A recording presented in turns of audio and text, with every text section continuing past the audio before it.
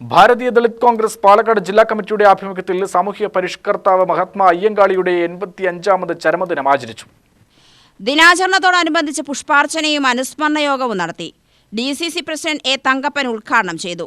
കേരള സമൂഹത്തിലെ ക്രൂരമായ അടിമത്തങ്ങൾക്കും അനാചാരങ്ങൾക്കുമെതിരെ പോരാടുകയും അധസ്ഥിത ജനതയെ വിദ്യാഭ്യാസത്തിലൂടെ സ്വാതന്ത്ര്യത്തിലേക്ക് എത്തിക്കുകയും ചെയ്ത ധീര നേതാവാണ് മഹാത്മാ അയ്യങ്കാളിയെന്ന് A. തങ്കപ്പൻ അഭിപ്രായപ്പെട്ടു. കേരളത്തിൽ സാമൂഹ്യനീതിക്കു വേണ്ടി പോരാടിയ നവോത്ഥാന നായകരിൽ പ്രധാനിയാണ് മഹാത്മാ അയ്യങ്കാളിയെന്നും അദ്ദേഹം പറഞ്ഞു.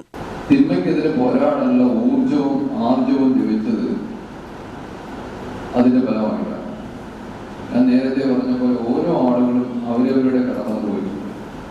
അതിൽ പ്രധാനി തന്നെയാണ്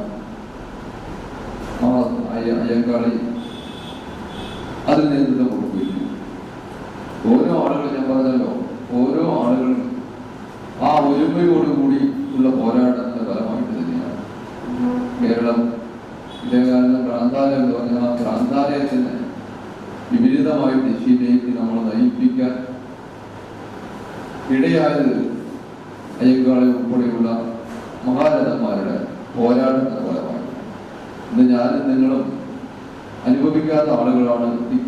നമ്മുടെ എങ്ങനെയാണ് നമ്മൾ ഇതിന്റെ മുൻപുള്ള ദുരിതം അനുഭവിച്ച് ചോദിച്ചാൽ നമുക്ക് കേട്ടുകളിൽ മാത്രമുള്ള ആളുകളാണ്. ഒരു പരിധിവരെ ഞാനൊക്കെ ചെറുതായി കണ്ടിട്ടുണ്ട്, ചെറുതായിട്ട് അനുഭവിച്ചിട്ടില്ല. അപ്പൊ അതിനൊക്കെ വിഭിന്നമായിട്ട് ഇന്ന് ഞാൻ നിങ്ങളൊക്കെ പോരാട്ടത്തിന് നമുക്കതിനെ കുറിച്ച് അറിയില്ല.